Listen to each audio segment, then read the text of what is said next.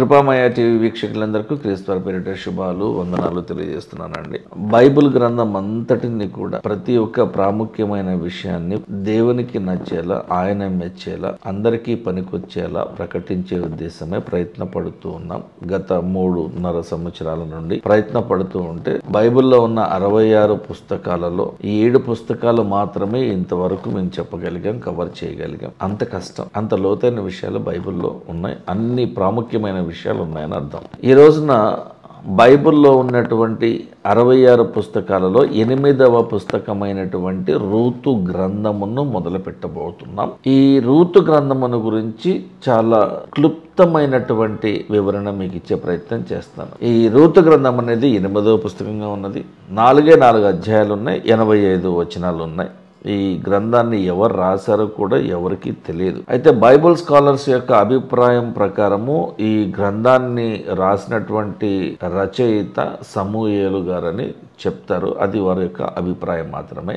అయితే వాస్తవానికి ఎవరు వ్రాసారు, ఎప్పుడు వ్రాసారు అనే దానికంటే ఎందుకు వ్రాయబడింది, ఈ గ్రంథంలో నుంచి మనం ఏమి నేర్చుకోవాలని దేవుని ఉద్దేశమై ఉన్నది అనేది మనం చూడాలి. అది పాయింట్, అంటే ఫోకల్ పాయింట్ అదే. ఇకపోతే ఈ గ్రంథాన్ని ఎప్పుడు రాశారు కూడా కరెక్ట్గా తెలియదు. ఇంకా చెప్పాలంటే అన్యుల కొరకు వ్రాయబడిన గ్రంథము కాదు ఇది. కేవలము ఇశ్రాయేలీల కొరకు మాత్రమే వ్రాయబడి సూచించబడిన గ్రంథము ఈ రూతు గ్రంథము. ఈ గ్రంథములో ముఖ్యమైన ప్రస్తావన దేని గురించి అంటే త్యాగమును గురించి, దయను గురించి, జాలిని గురించి, అయ్యో పాపం చాలా ఇబ్బందుల్లో ఉన్నారా, నేను ఆదుకుంటానులే అనేటువంటి దయాద్ర హృదయమును గురించిన ప్రస్తావన ఈ రూతు గ్రంథంలో మనకి కనిపిస్తుంది. అంటే మనుషుల మీద చూపించే ప్రేమ, జాలి, దయ, క్షమాపణ, ఇటువంటి లక్షణాలు కలిగిన, ఇటువంటి స్వభావము కలిగిన మనుషులకు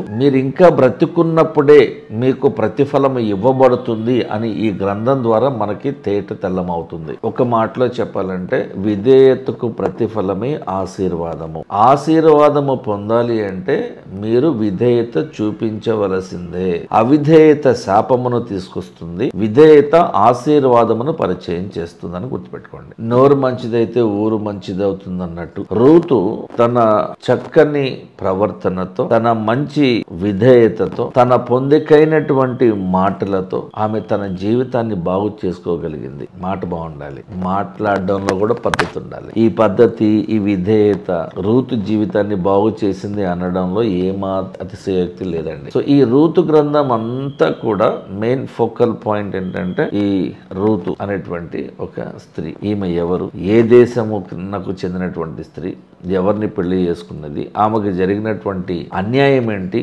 తర్వాత జరిగింపబడిన న్యాయం ఏంటి అనే విషయాలు రాబోయే వాక్య వ్యాఖ్యాన శీర్షికలలో మాట్లాడుకుందాం. చిన్న ప్రార్థన కొరకే తలలో వచ్చిందాం. పరలోకమందున్న మా తండ్రి, మా ప్రార్థన ఆలకించండి ప్రభువా. బైబిల్లో దేవా, నీ పరిశుద్ధ లేఖనాల ద్వారా మాతో ఎన్నో విషయాలను నువ్వు తెలియజేస్తూ ఉన్నావు, షేర్ చేస్తూ ఉన్నావు ప్రభువా. ఎన్నో విషయాలను మేము తెలుసుకోవడానికి నీవు మాకు ఇచ్చిన ఒక గొప్ప ఆయుధముగా ఈ బైబిల్ మాకున్నది ప్రభువా. ఎంతో మందికి కోరుకున్నా కానీ దొరకనటువంటి పుస్తకం ఈ బైబిల్. దొరికినప్పటికీ చదివినటువంటి క్రైస్తవ అన్యులు కూడా మా మధ్యన ఎంతో మంది ఉన్నారు ప్రభువా. ముఖ్యంగా యవ్వనస్తులు. డబ్బుంటే సరిపోతుంది, డబ్బుంటే ఆశీర్వాదం వస్తుంది అనుకుంటున్నారు, కానీ అది జరగని పని అని క్రైస్తవులందరూ తెలుసుకోవాలని మేము భావిస్తున్నాం ప్రభువా. నీ వాక్యాన్ని వివరిస్తూ ఉండగా, ప్రకటిస్తూ ఉండగా మీరే మాతో, మా ద్వారా మాట్లాడండి. సమస్త ఘనత, మహిమ, ప్రభావము మీకు మాత్రమే చెల్లును గాక. ప్రతి విషయంలో మా అందరికీ మీరే తోడుగా ఉండి మమ్మల్ని నడిపించమని క్రీస్తు వారి పేరిట ప్రార్థిస్తున్నాం తండ్రి. థాంక్యూ.